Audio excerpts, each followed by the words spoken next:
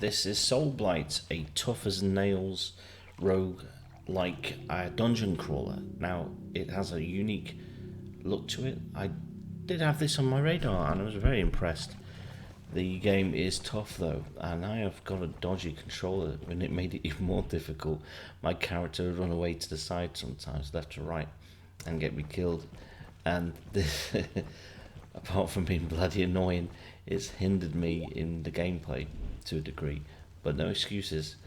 I'm a bit of a noob at this. You have several options when you die, but the first is just to talk to your helpers, your team, like Alburn. There's also the blacksmith you just met, your advisor.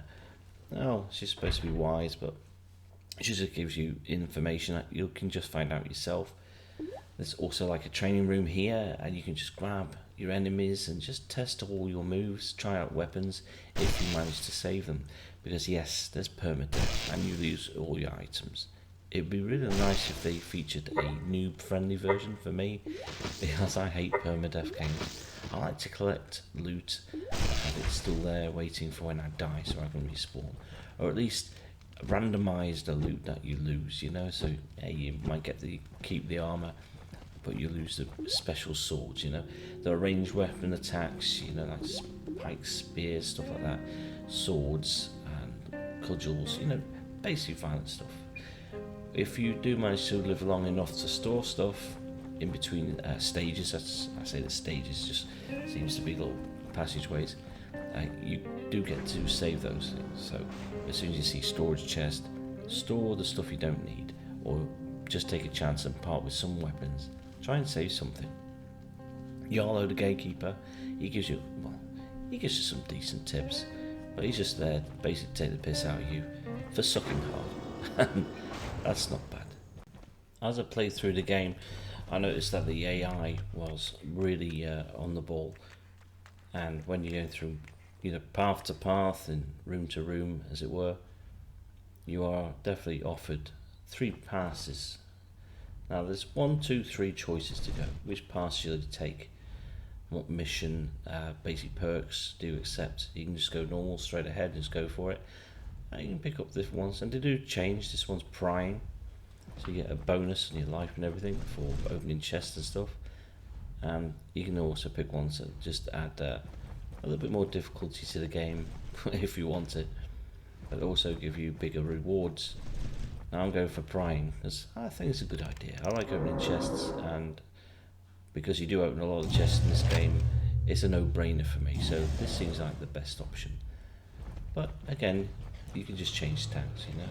The other thing I noticed about the game is just the way it's designed and looks. It's really disconcerting and adds a little bit to the kind of atmosphere and difficulty of the game with its visual style and the way it's just, shown to you. You'll just find yourself in a position where you're like, oh god, how do I get past these enemies? You can punch them to death if you get round the back of them, I found. Now when fighting enemies, you can use dash with the Y button, you can block with the B and attack with the A, and of course you can push them back a bit to strike them and kill them with your ranged weapons. So if you're using the dash, you can dash backwards, just run away from them and use your longer range weapons to take them down. Or you can use stealth. Now stealth is using the R button. When you press the R button, you walk pretty slow and you make less noise. Useful when crossing bridges, just like I said. They have good hearing, these damn enemies, I tell you. So you have to be really... I just creep everywhere as much as I can. The object of the game is get past the 3 bosses and get through the tree of life, this whole map, this catacomb of death, and you have to find the cogs to open up next areas, and you'll unlock like little shops, and it'll give you really expensive weapons earlier on and armor which you can buy. The more you play the game, in other words, you have to save the treasures really. So every time you get to a save point, let's say, or a deposit point, you should put most of your best treasures away in the actual chests themselves. Unlocking all these chests give you all little treasures. They all have to be, well, most of them have to be unpicked. Some have traps and they'll injure you slightly, make you bleed a little bit, or just give you like a weak attack. so it does punish you. This game is just unforgiving. It's crazy. You also collect items to make your body stronger and to improve, your overall stats, and that's the transmutations. So it's basically collecting gems, dust, all sorts of weird stuff, and there's recipes to make, and that's just part of the game. Really, it's pretty impressive the way that you can build up your strength and stats just by collecting things from the chests. But getting to them is a bugger, because obviously you got the super powerful enemies, but they can be taken out. Some of them easy, some of them not so easy. Some are more prone to like stealth moves, others are more prone to weaknesses from long range attacks, and some blunt force, boom, even fists can get you the kills. So I've said in many run through this game. But when you reach this area, you get to chat to one of your guys. Sometimes he gives you food if you listen to him whittle on and on. So if you sustained any damage, he might give you some sweets or food, and that'll cancel out 4 damage markers. On the bottom right there, you'll see 4 little stats there, and that gives you like 4 death's heads. So basically 4 injuries, and it'll list the injury type. So if it's bleeding, give you a percentage when you're going to die or when time will run out.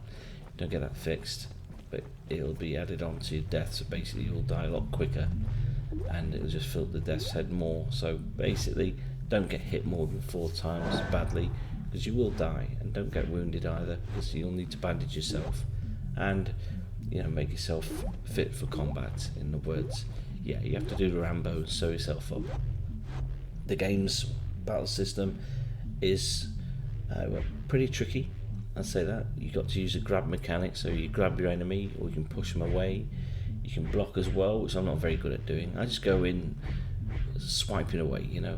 Getting armor is fantastic, but there are downfalls. You put some armor on, it will help you make you all powerful, but there is some, like the black armor, that will slightly give you less stats, in other words, a little bit of damage, sort of, maybe give you kind of a handicap. But that's just a wonderful part of the game. It just throws you little curveballs. It's not easy. I mean, I'm still trying to get used to the way this game plays and runs. I've been playing it for a good few hours now, and I know enough about the game to really recommend it or not. But overall, the collectibles I've found and come across, the longevity of my gameplay, which is averaging about 12 to 15 minutes now, so I'm getting better. It was 2 to 3 minutes. And don't laugh, there's a lot of people getting killed in the first few minutes. But yeah, I have to recommend this game. It's definitely worth a buy. I don't do ratings, as everyone knows. So, having played this game for a good few hours, I hated the permadeath. I still do.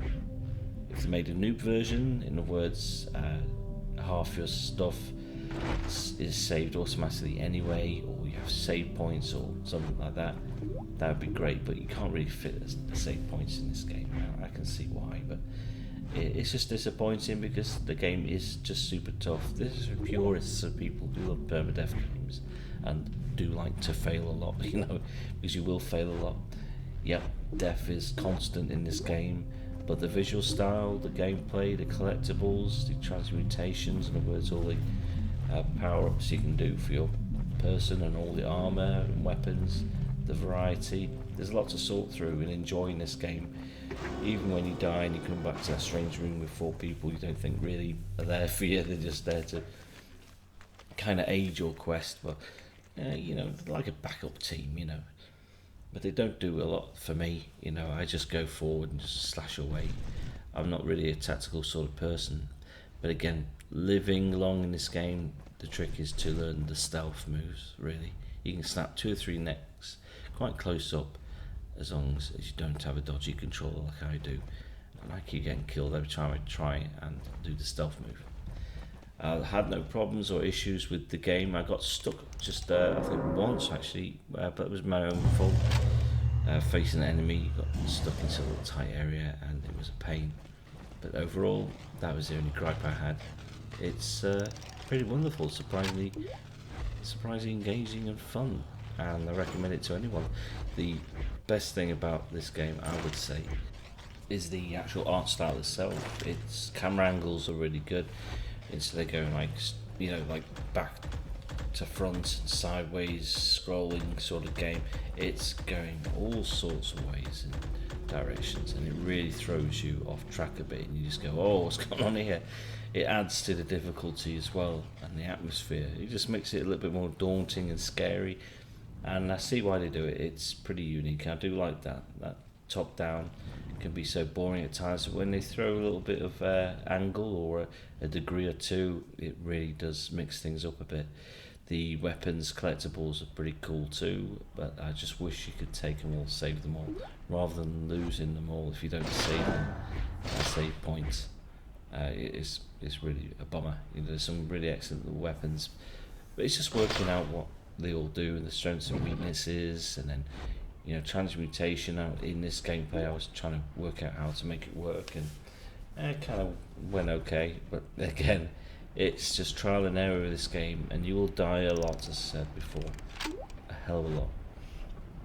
So yeah, I have to say this game is definitely worth your money. Go out and buy it. It's really good. If I had to pay this with real money, I'd pay good money for this, yeah. But you have to really like, you know, the permadeath situation, you know, because it can be a little off-putting for some. But again, hopefully they'll put an easy mode in it. Maybe I can nag the dev to do that. So I just hope they take my newness not as an insult to their game, but as a compliment, because this is a tougher game as I've played. And I've played Reef, and that's a tough as ass game. You know, I played Cuphead and last year. But yeah, this game is definitely one of those real gems that I hope doesn't get overlooked. So give it a try, give it a go, and yeah, go out and buy it. It's definitely worth your money, definitely.